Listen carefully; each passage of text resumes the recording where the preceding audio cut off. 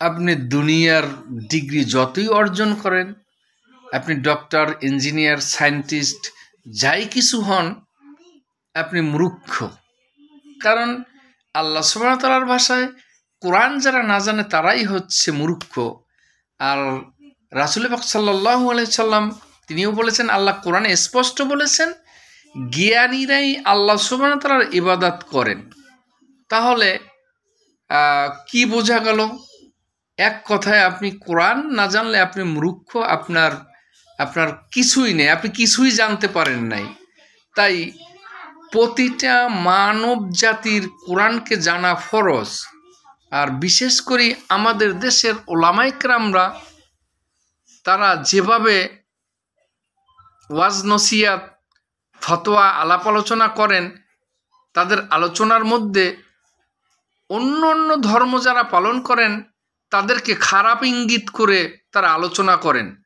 কারণ আমার মনে হয় তাদেরকে ইনভাইট করা উচিত, তাদেরকে দাওয়াত দেওয়া উচিত।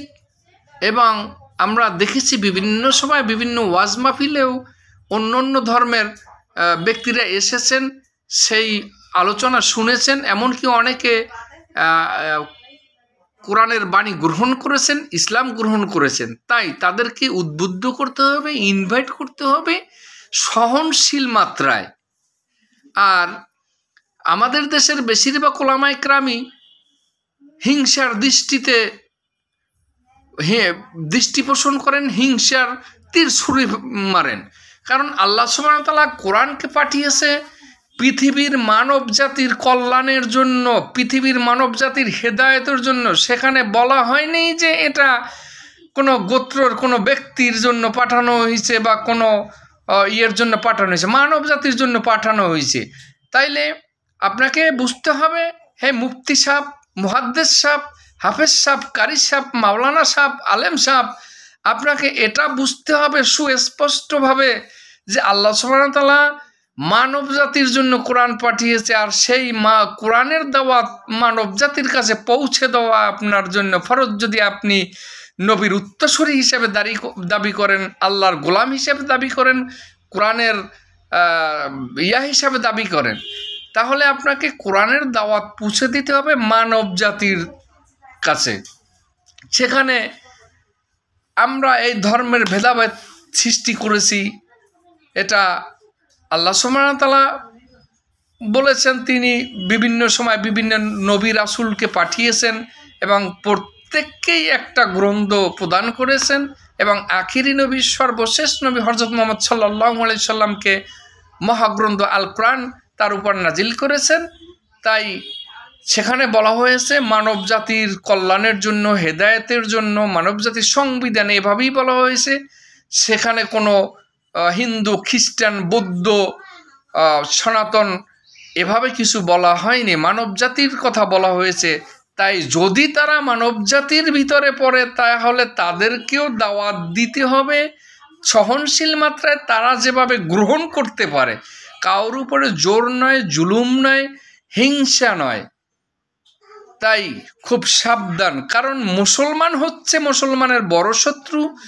মুসলমানের বড় শত্রু হচ্ছে মুসলমান ভেসে যারা মুসলমানকে ধ্বংস করতে এসেছেন তারা।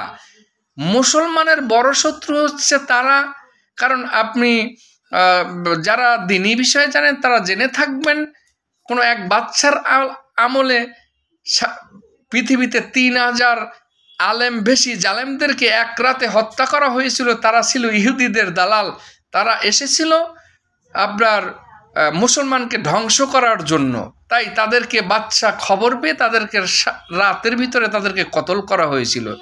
তাই আমরা দাড়ি, টুপি, জুব্বা, ডিগ্রি দেখে তাদেরকে আলেম স্বীকৃতি দেই, কিন্তু আসলে সে আলেম কি জালেম, সে আসলে কি মুসলমানকে ধ্বংস করার জন্য এসেছে নাকি ইসলামের দাওয়াত দিতে এসে, এটা জাস্টিফাই করাটা খুবই মুশকিল হয়ে যায় আমাদের মতো সাধারণ মানুষের জন্য।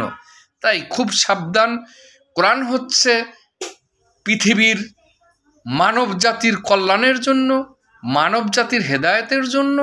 আর এই কোরআনের দাওয়াত মানব জাতির কাছে পৌঁছে দিতে হবে। কারণ আল্লাহর রাসূল পাইলে তিনিও পারতেন বিভিন্নভাবে হিংসা পোষণ করতে, তখনকার ইহুদি নাসারা যারা ছিল তাদেরকে ধ্বংস করে দিতে, তাদেরকে হত্যা করে ফেলতেন, কিন্তু তিনি তা করেন নাই। তিনি তাদেরকে অনেককেই ক্ষমা করে দিয়েছেন এবং চড়াও হয়ে সাহাবারাও অনেককে হত্যা করতে চেয়েছেন, কিন্তু তিনি তা হতে দেন নাই। এবং আল্লাহ সুবহানাহু ওয়া তাআলা তিনিও রাগান্বিত হয়ে ধ্বংস করে দেওয়ার বলেছেন। তখন রাসূল পাক সাল্লাল্লাহু আলাইহি সাল্লাম বলেছেন, তারা যদি না থাকে তাইলে আমি কোরআনের বাণী কার কাছে পৌঁছাবো?